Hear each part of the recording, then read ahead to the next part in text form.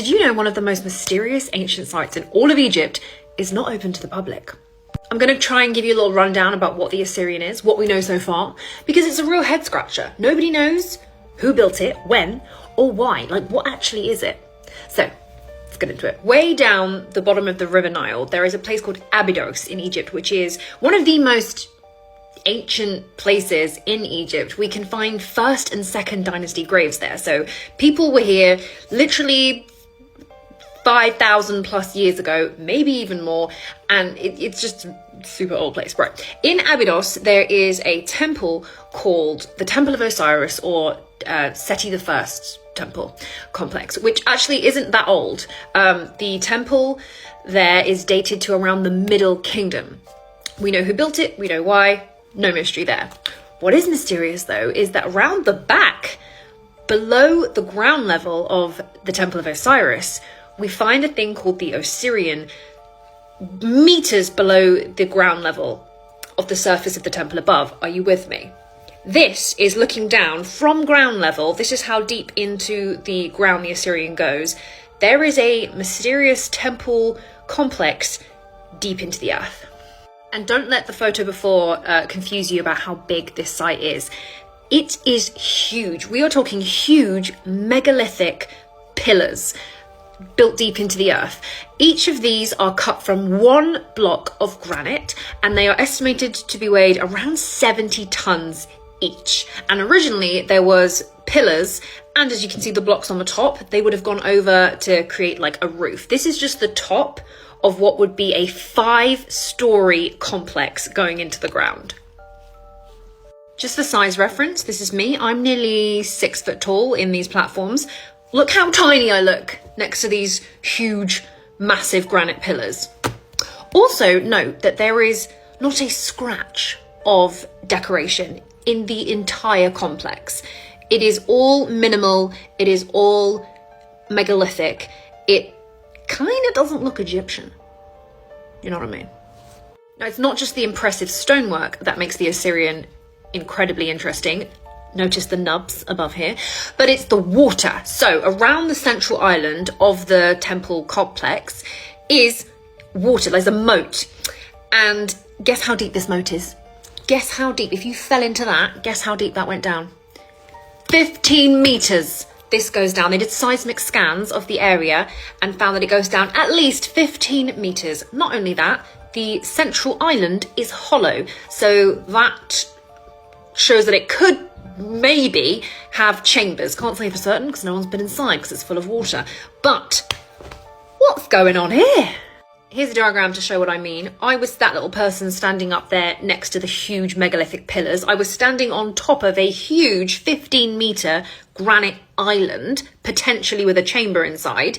There is 15-meter pure drop of moat, and then the side walls is 15 meters of walls going right into the ground, equivalent to a 5-story building. Now, this is where it starts to get really insane. The scientists were like, well, where does it stop? Where's the foundation that the building complex was built on? Turns out doesn't have one. It is literally plugged in and resting on 900 meters of water-impregnated sand. And so before you get to anything remotely solid, it's 900 meters. Now, we only rediscovered the Osirion in the late 1800s, and they only started to really try and excavate it around the 1920s. And one of the first things they tried to do was get rid of the water so they could see how deep it went and check it all out. Only they couldn't, because the water in the Osirion is completely unpumpable. They have been trying to pump out the water since the 1920s, and even with modern equipment that could pump out like 500 gallons a minute, they cannot get the water out of this site. It just keeps refilling because it is sitting on 900 meters of water impregnated sand, which is coming up from a natural aquifer, not the Nile. So when they tested the water in the Osirion, they found out that it categorically is not coming from the River Nile or any other local canal or river. It is a very specific type of aquifer water on this site, which is probably why the ancient people knew this for a reason. They built this whole complex for a reason, because of the water. But if you cannot pump the water out, it brings into question, how the hell did they build the temple? Please, if anyone has a good theory about this, because it keeps me up at night. But literally, you can't use any of the modern methods of sandbagging or pumping out the water because you cannot redirect the aquifer. It keeps just refilling up. So how did they get to build the wall 15 meters down and the chamber and line up the precision? Like, how did they do it? But also, why? What is this whole site for? Is it, does the water do magic? Well, I mean, that sounds ridiculous, but one of the dudes who has been excavating and researching this site like since the 80s, he decided once they tested the water and found out that it was not Nile water, it wasn't wastewater, it wasn't coming from anywhere else but deep within the earth, and it was safe to drink. Bit dirty, but safe to drink. So he decided he was going to do his own experiment for his own entertainment, and he was going to drink as much of the Osirion water as he possibly could. And he said he drank gallons of the stuff. Obviously, he filtered it first, but anyway. And again, this guy is a legit scientist, and he claims openly on his YouTube channel that after he drank gallons and gallons of this water, he didn't notice anything, apart from when he went to have his eyes retested for his driving license, because he's always worn glasses and always had bad eyesight. He now has 20/20 vision, and he can't say it's because of the water, but he can't think of anything else that changed leading up to the change in his eyesight. Does the Osirion water have healing properties or some sort of something? We don't know. Now, whether or not the Osirion water fixes your eyesight is yet to be investigated properly.